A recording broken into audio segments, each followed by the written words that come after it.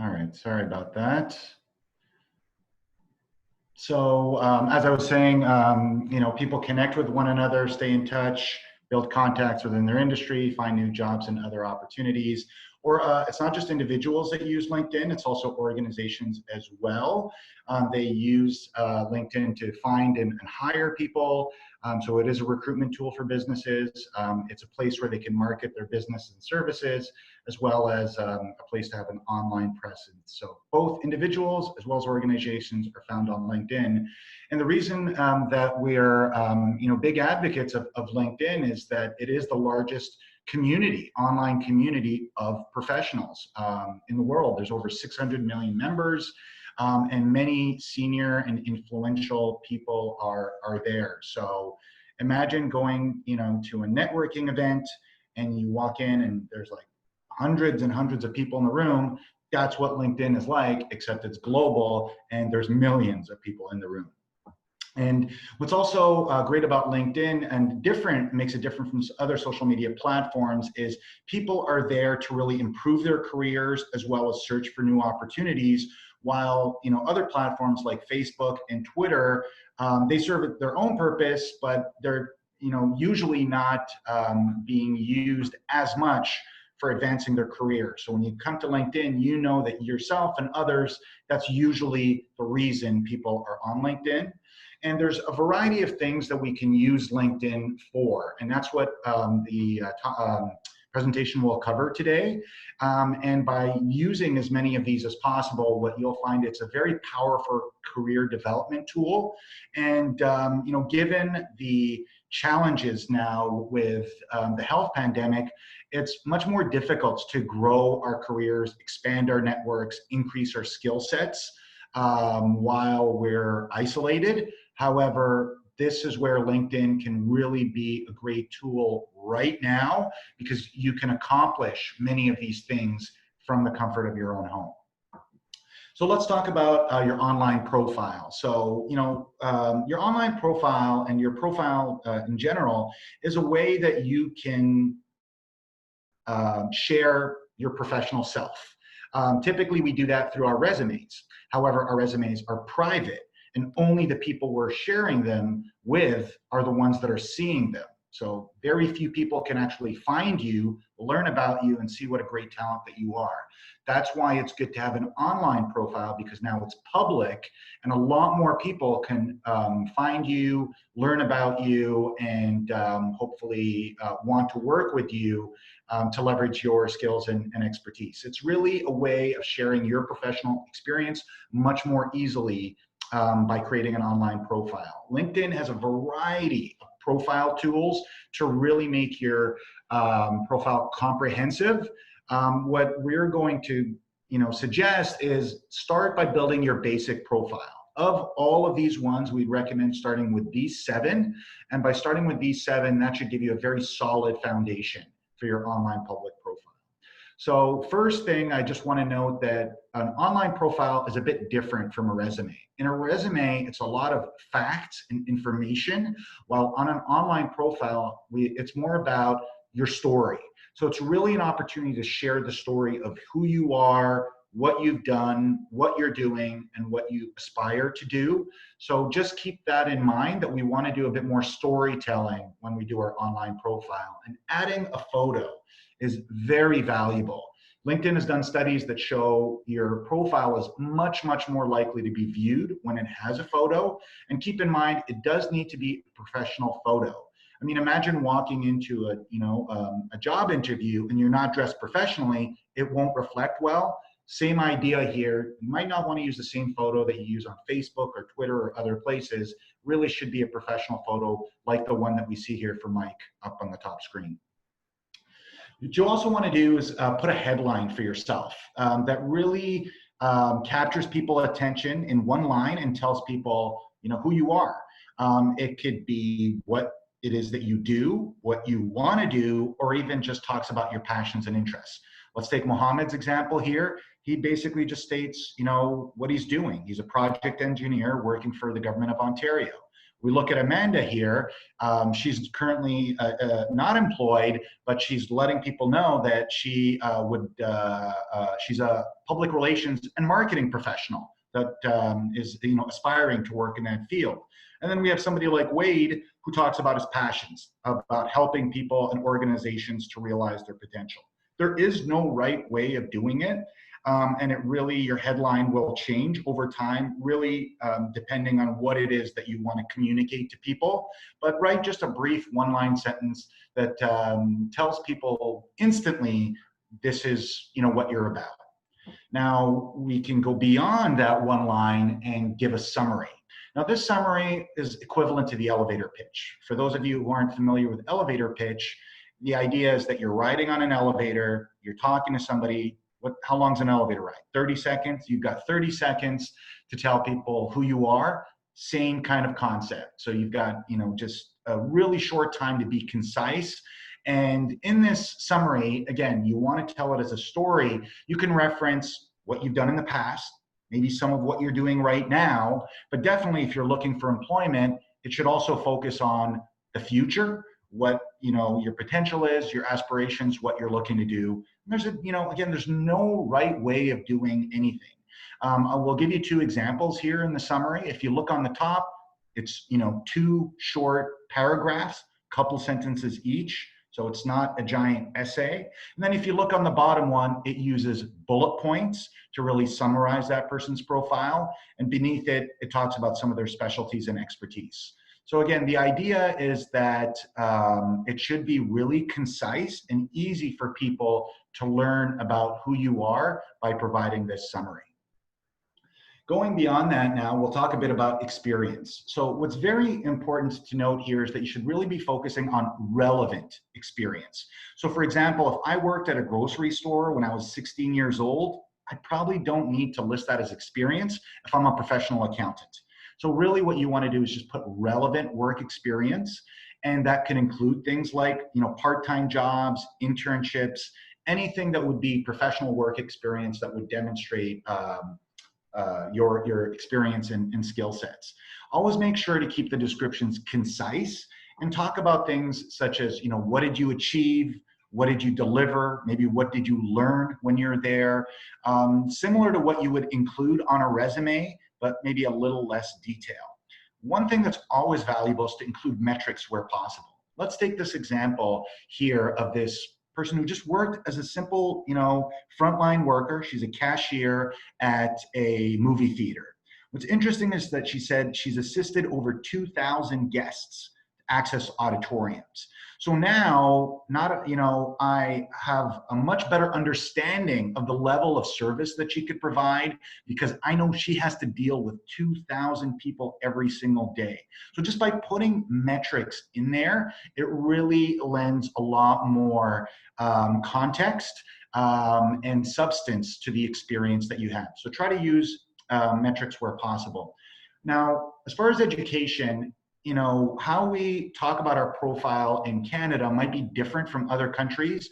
I know from the Middle East, where I'm from, we even mention our high school education. We don't do that here in Canada. So post-secondary information only. So just if you've been to university, college, trade schools, you've taken professional courses, certifications, this is what goes there. Nothing, secondary or lower than that.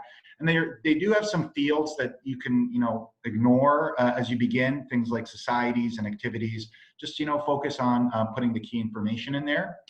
Now, in addition to your education and your experience, skills. Employers are looking for skills and expertise. There's generally two types of skills. There's what we call hard skills and soft skills. So, and you'll want to make sure that you include both because soft skills are especially important in Canada and to employers. So technical and professional will be really related to your industry. So that might be things like, project management, engineering, maybe some other technical training. But you want to include soft skills as well, things like time management, if you're a good, teamwork, your ability to provide customer service, or if you're a good negotiator, because these are skills that are really important to employers. One of the things that I'll also mention is don't include too many skills. Otherwise, they won't receive enough attention. If you and me are sitting down in a coffee chat and I'm chatting and I tell you about my 30 skills, chances are you're not going to remember any of them. However, if I focus on maybe 5, 6, 7, 8 skills, chances are I'll remember 2 or 3 of them that I find are really important for me if I'm looking to hire you. So, try to focus on putting a good balance between technical and soft skills, and don't go overboard and just list a few that you think really demonstrate your best skills and are also the skills that are most sought after for, the type of opportunities that you're looking for. I'll also add about volunteer experience. Many of you are coming here without Canadian experience, so by actually including volunteer experience, it's a way that you can show that you have experience in the Canadian workplace. So, what I would say is there's a section for that. Any experience that you've done, volunteer-wise, you should include it. And I would even encourage you to go out and volunteer. Number one, you're giving back to your community. That's always a good thing, but it does a lot of things for you professionally as well. It exposes you to the Canadian workplace culture. So you understand how people work in a Canadian setting, because it'll be quite different from other, other places, whether it's the Middle East, Asia, Africa, Latin America. It's a morale booster. Honestly, if you're busy, you're working, you feel better about yourself. So it'll definitely make your job search a bit easier. And lastly, we talked about the importance of networking. You'll actually get to meet new people and expand your network.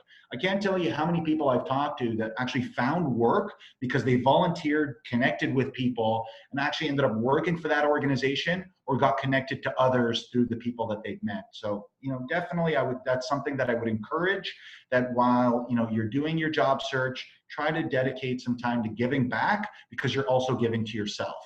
A couple of extra tips I'll add that can help improve your profile is seek out recommendations. It's great when you talk about yourself. Sometimes it's even better when others talk about you. So this is something you want to reach out to former colleagues, clients, contacts. Many of you might have come through sponsors. So, these sponsors know you pretty well. Ask them to give you a recommendation. Some of you are working with settlement counselors. Ask them, they know you, they can give a recommendation, and ask them to talk about some of those skills and strengths that you identify. It's always good when others are saying good things about you. And another neat little tip is I've noticed this is something new LinkedIn has added sometime in the last few weeks or months. It's actually a resume builder. So if you've ever actually struggled building your resume, they actually have a cool feature for that. When you go to your profile section and you hit that little more button, you'll see that build a resume pop up, and it'll actually build a resume in Word that looks like your LinkedIn profile. So I'm not saying that, LinkedIn should be used as your resume, but it's definitely a very interesting tool that they've made available. So we've talked now about the online profile. What I want to talk to you about, because that's what people know LinkedIn for, is, okay, I've got my profile online now. Well, there's a lot more that you could do with LinkedIn. LinkedIn is a social network. So you want to leverage LinkedIn to expand your own professional network, because as Massa pointed out, and as LinkedIn has studied, 85% of meaningful employment is found through personal connections. Generally, it's always best to connect with people that you know.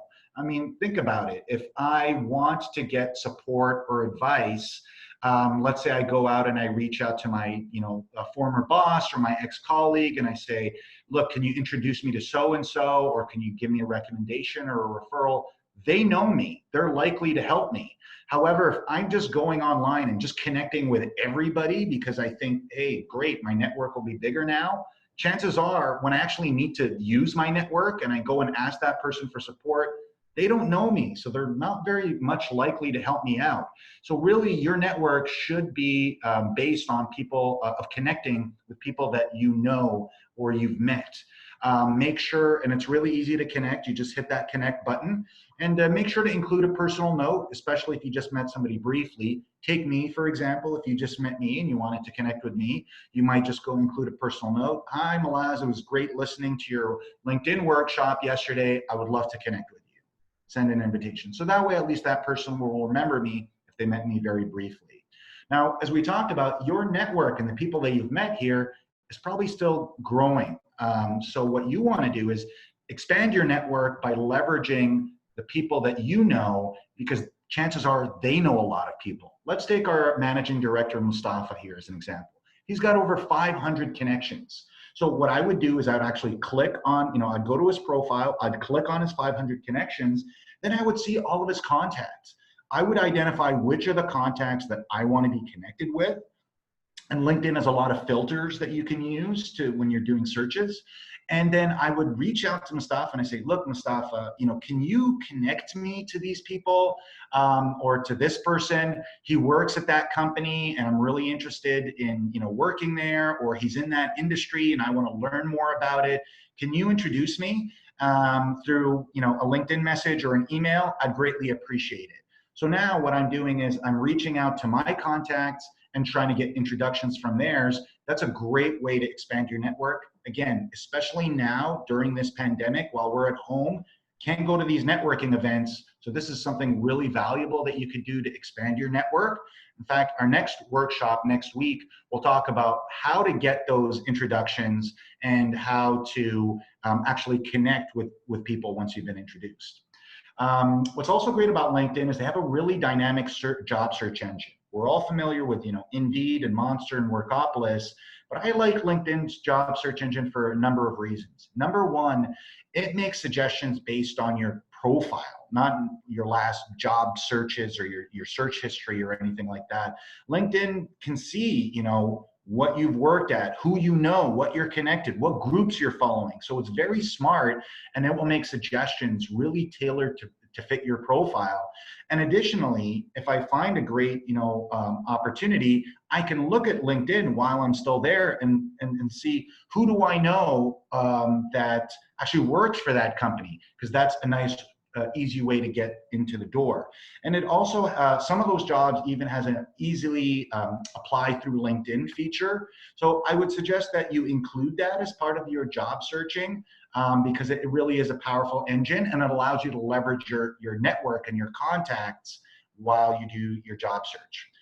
They also have a really cool feature that's been added recently when you're there in that job search area, which is interview prep.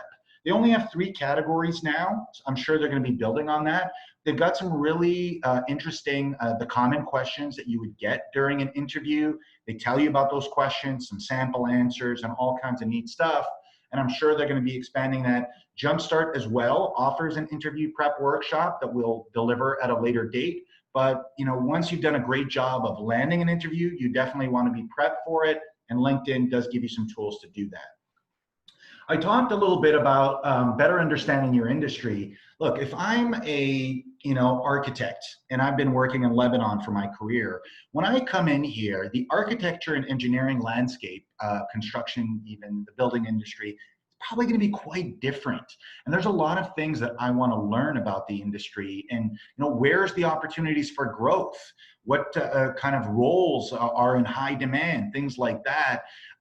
This is where groups can really help you keep on top of the latest industry trends. I provided a link here that you might want to jot down, and you can also just look on my camera where you click on the buttons there, and then you can search through groups. Here's an example of, let's say I'm an HR professional, and I have a specific expertise when it comes to compensation and benefits. Well, that employee benefits and HR group, probably a good place for me.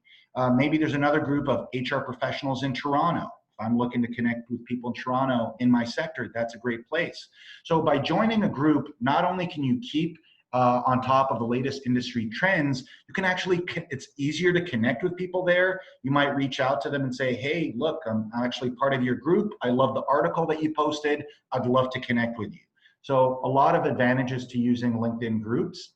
And then there's also LinkedIn Learning.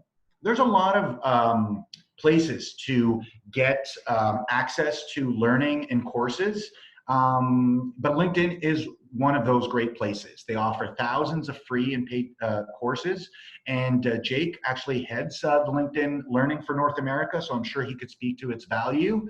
But it's really an opportunity to learn some new skills. Again, I want to remind you, while we're waiting for the economy to rebound, we can't wait till the doors open up and then start looking for work. We need to be improving ourselves now while things are slow. So when it does open up, we're going to be ready because it's going to be very competitive. So we want to be able to learn some new skills, and LinkedIn is a great place for that. I identified one that I found here that was really interesting. Actually, it's a resume writing one. It's free. It's got several modules, and it's well curated. So I would encourage you to also take a look at LinkedIn Learning, play around, and see if it can help you develop some of your skills. I'm going to close now and then hand it over to Jake, who will talk through his experiences and help answer many of the questions that you might have. But just some final thoughts to recap some of what I've said.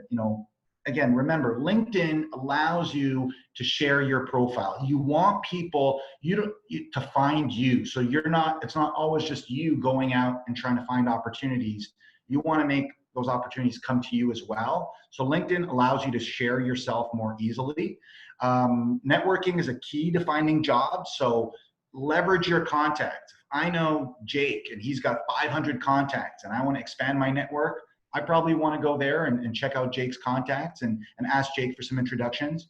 Learn about what's happening in your industry so you could really identify your career options and where there's growth for you, and keep learning those skills. Don't be frustrated. Meaningful work takes time. Massa talked about it taking 4 to 6 months. Look, I grew up in Canada. I studied in Canada. I've had 4 careers. I have a master's degree. It took me 5 months to find the position here at Jumpstart. So it does take time. You need to be proactive. And I know that by leveraging LinkedIn and working and believing in yourself, there's great things that you can do. Thank you. And I'll pass it back to Massa.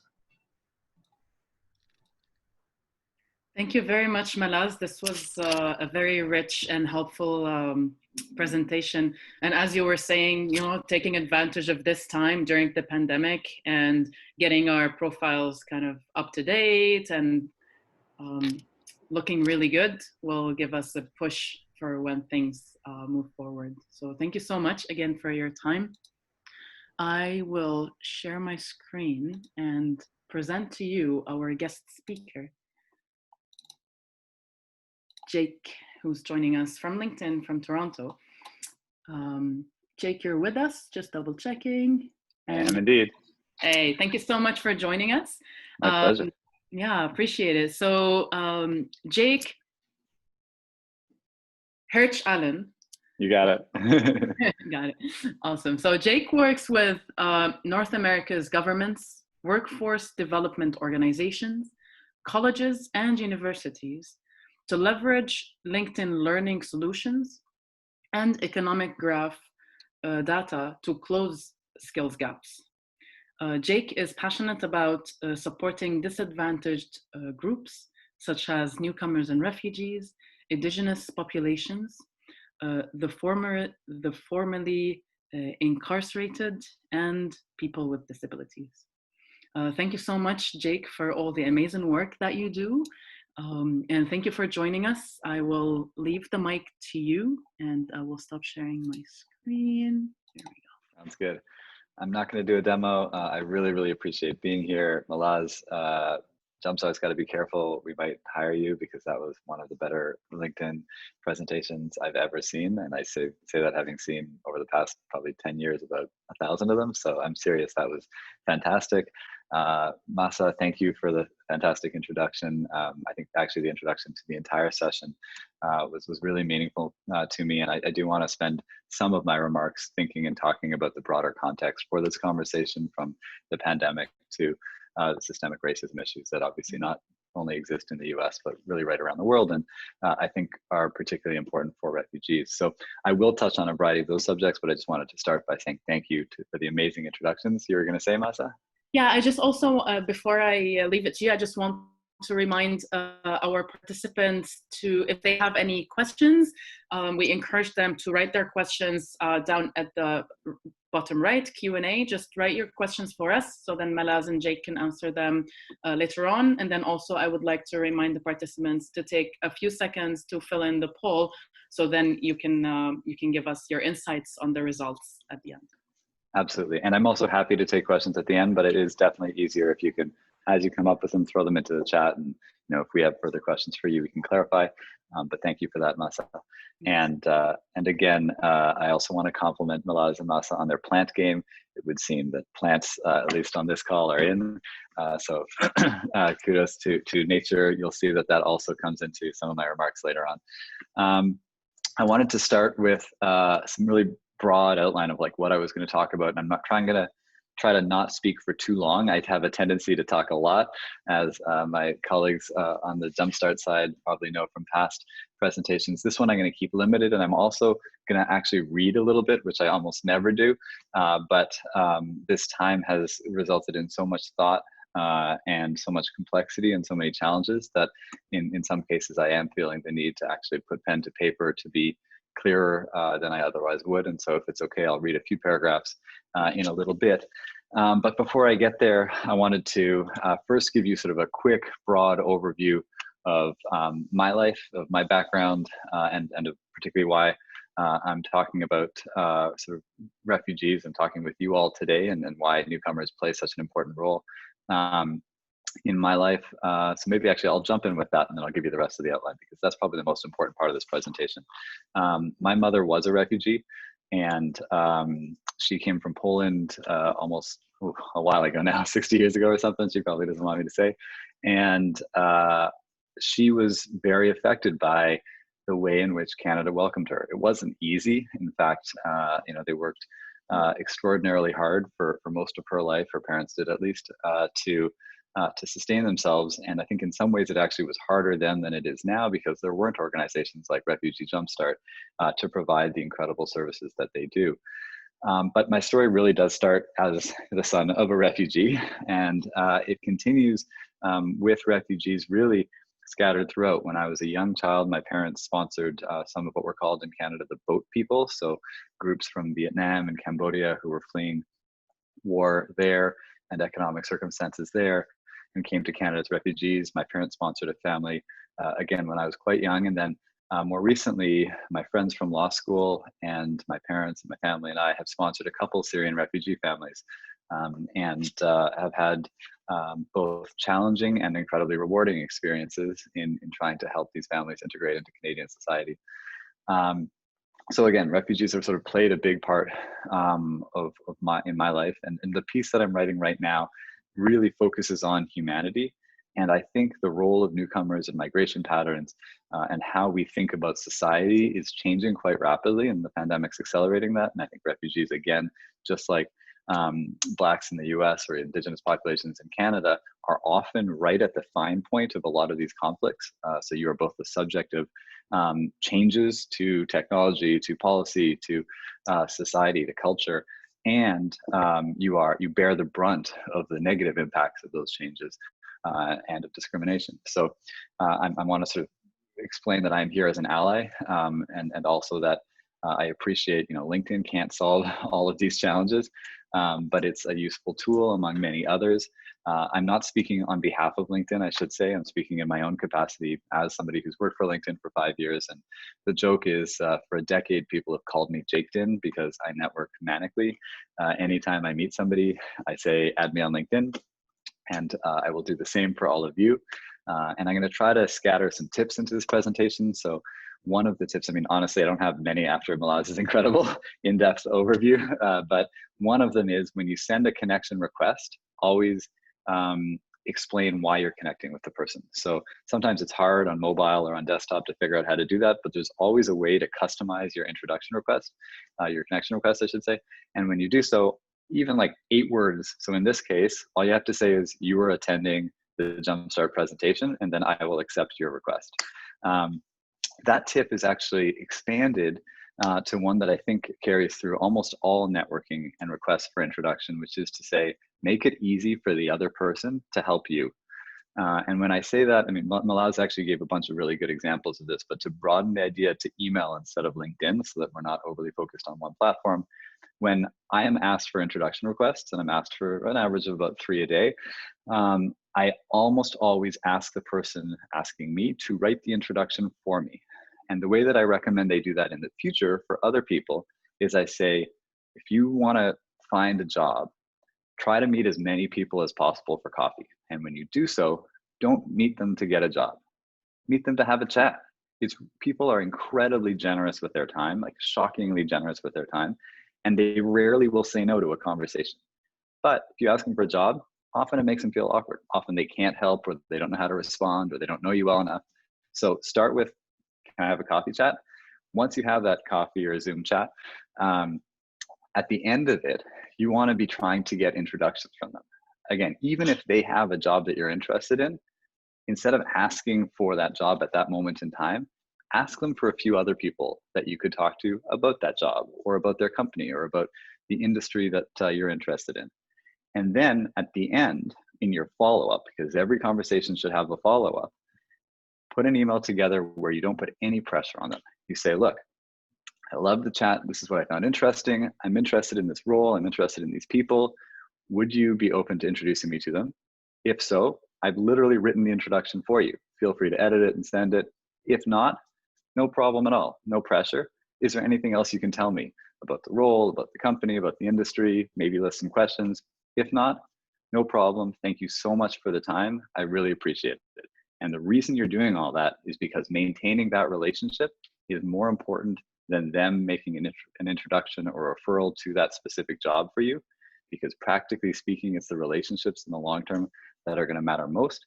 And that honestly is why I ended up being jaked in or working for LinkedIn, which is to say relationships are by far the most important thing, or were the most important thing in my career. I'll speak personally in getting to me where I am. And I'll give a few words on what that career looked like in a second. I also wanted to sort of appreciate and apologize to the Jumpstart folks, because we have had a relationship for a number of years now, and it is often really trying working with big, massive corporations like LinkedIn. And I have done my best, and I think many others at LinkedIn have done their best to support Jumpstart and others. But one of the challenges, and this isn't specific to LinkedIn, but when you think of software as a whole, as an example, software is sold as a service and at scale. What that means is the more you buy in general, and this is not just in general, this is like the vast majority of the times, the more you buy, the less it costs. And at the end of my story, I'll tell the story of how we got access for all million faculty, staff, and students in Ontario to LinkedIn Learning in a public-private partnership that tried to flip that on its head, i.e., in that case, the government bought it at the scale of 1 million licenses and dropped the cost. But for small organizations like Refugee Jumpstart, it can be really hard to afford what, say, a medium-sized company, or certainly a large-sized company, thinks of as a tiny little line item. And that's just one of many different challenges that LinkedIn and Refugee Jumpstart and so many other nonprofits trying to support newcomers have encountered over the past few years. So with all that said, maybe actually the last thing I want to say is we have been working with a ton of other newcomer focused organizations and the federal government and the provinces on a variety of newcomer related issues. And when I say we, I mean both me and LinkedIn. And I thought to give a few examples, working with Access, working with ISANS, working with other newcomer support organizations. We're both looking at providing, for instance, LinkedIn Learning, our online learning tool, to newcomers before they arrive, when they arrive. And we're even in conversation with folks like the Institute for Canadian Citizenship about getting access to anybody who's trying to seek citizenship in Canada. At the same time, there's been some really interesting conversations with groups like the Century Initiative. And I'm not sure if folks on the line are aware of that group, but it's a lot of the most prominent Canadians. We're talking about the heads of the largest banks, the Minister of Immigration, et cetera, advocating for Canada to get to 100 million people by 2100. And while the numbers aren't really important there, the point is increasing immigration is good for Canada. And that is specifically true of refugees as well. Every economic analysis suggests as much. And I think it is important that we all work together to confirm that message, particularly during times as trying as these. So I'm going to give a quick overview of my career. I'm going to jump into a few paragraphs and then we'll flip it over to questions. So I've got the weirdest career that LinkedIn had ever seen when they hired me. Literally, we have a 15,000 person stand-up call every 2 weeks. And when the CEO introduced me, that's how he introduced me, as the weirdest hire LinkedIn ever had made. And it was weird because my background is as a lawyer. I started out trying to create social impact through public international law. And my dad was a diplomat, so I bounced around the world. I lived in Mexico and India, Washington and Israel. And I kept trying to create impact at scale. And originally, I thought I could do that via human rights law, via specifically international criminal law. And I'd worked at tribunals in The Hague and Cambodia. I worked at the Supreme Court of Israel.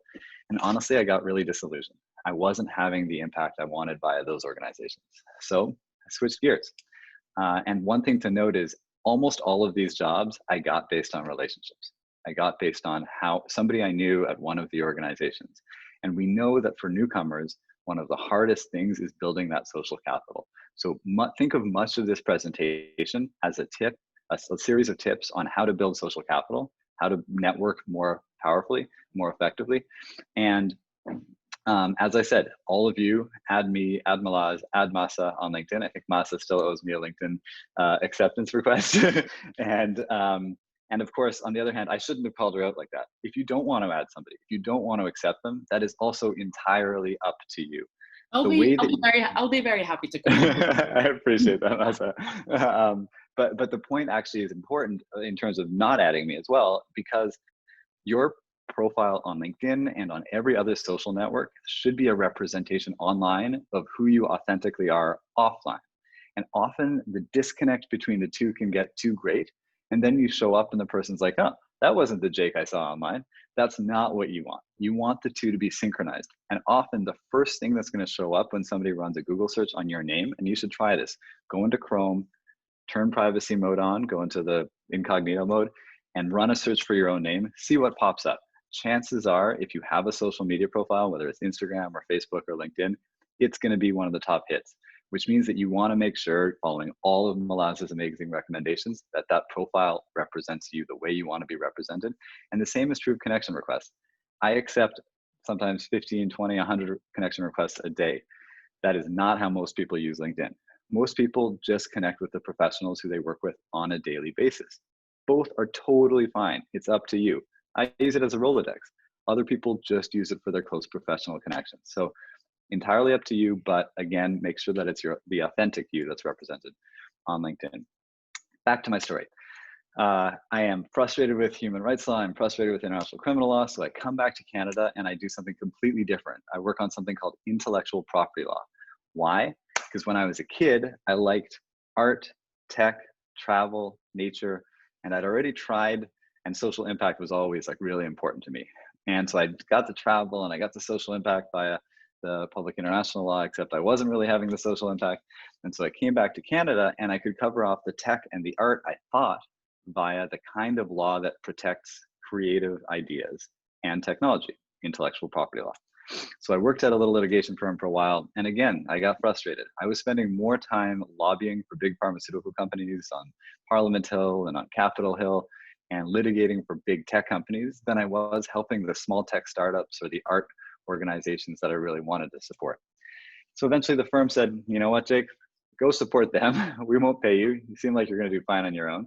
And that was honestly the hardest time in my life, but also the time when I learned the most, and probably parallels what some of you are experiencing, except that I had the benefit of a lot more social capital and ties in Canada, which is to say, I had no idea what I was going to do at that point. It was an opportunity to start completely fresh. And because of all that networking, I had people coming to me all the time. This is when like software was just getting really hot. There's a term that like Andreessen Horowitz coined, that software was eating the world, and everybody was trying to hire a software developer. Now it's like everybody's trying to hire a data scientist, but then it was developers. And so people kept coming to me saying, hey, can you build this website? Do you know somebody who can do some graphic design here? And honestly, I knew them, but I couldn't do it myself. So I kept bouncing them to other people. And a couple of those people at some point came to me and said, hey, let's start a company. So we started a software development company, and it built software that almost all of you have probably used at some point if you've been in Canada for a little while, such as electronic medical record software. My Oscar was the name of one of them, or legal software. Canly is the largest open source legal database in Canada, or Vote Compass, which some of you have probably used on the CBC's website. Either way, built lots of software, couldn't hire enough developers. So what do? We started boot camp. And here the tip is, never believe that you can't do something that is challenging or out of reach, or that others say that you can't do it. It is incredible what people think one can't achieve relative to what one actually can achieve. That gap is basically the distance that our imagination can understand or comprehend. So for instance, creating a new software development bootcamp, everybody said it ain't gonna happen. The big universities are gonna crush you. Government's gonna shut it down. Lighthouse Labs, which is what we ended up creating to train developers, is now the largest private career college training developers in Canada. We train around 1,000 developers a year. We graduate more than almost any university, I think, other than Waterloo in Canada. We're in 6 cities, and that school has grown into a force for access to coding education in Canada. But I still wasn't having the social impact I wanted. Why? Many of you probably would struggle unless you have scholarships, and we have lots at Lighthouse, to spend 2 months learning software development full-time and not making any other money. That's hard, right? For most people, that's really expensive. And so instead of continuing with Lighthouse, and in part because of some co-founder challenges and some ups and downs on the relationship side with my co-founders, I ended up leaving and joining LinkedIn. And so for the past 5 years, I've spent my time at LinkedIn trying to help disadvantaged communities access education. As Masa suggested, or actually it was Malaz suggested earlier, I focus on LinkedIn Learning in particular, which is the result of LinkedIn's acquisition of lynda.com. And the 2 things that are most important for me in terms of LinkedIn are, one, our data. So we have more labor market information than any government on the planet. And the result is we can say what the migration patterns are from one place to another. So for instance, we were working with the city of Chicago. They wanted to know how to attract people with cybersecurity skills to Chicago. And they kept posting ads for jobs in San Francisco. Problem was, nobody wanted to move from San Francisco to Chicago. Instead, using LinkedIn data, we could tell there was lots of people moving from, in this case, I think it was Phoenix, whatever place, to Chicago. So they were able to target the ads specifically to those who were interested in working in a specific area and willing to move. And that's what I find, again, most powerful about LinkedIn is the data behind it. So big picture, work on the data side as well as on the learning side. And I'm getting the time's up notification. So instead of jumping into my long spiel on the pandemic, maybe I'll pause here and take some questions. Yeah, thank you so much, Jake, for sharing this. And it's beautiful to see how your drive and enthusiasm got you to where you are in terms of your career. So I appreciate so much sharing this with us. I want to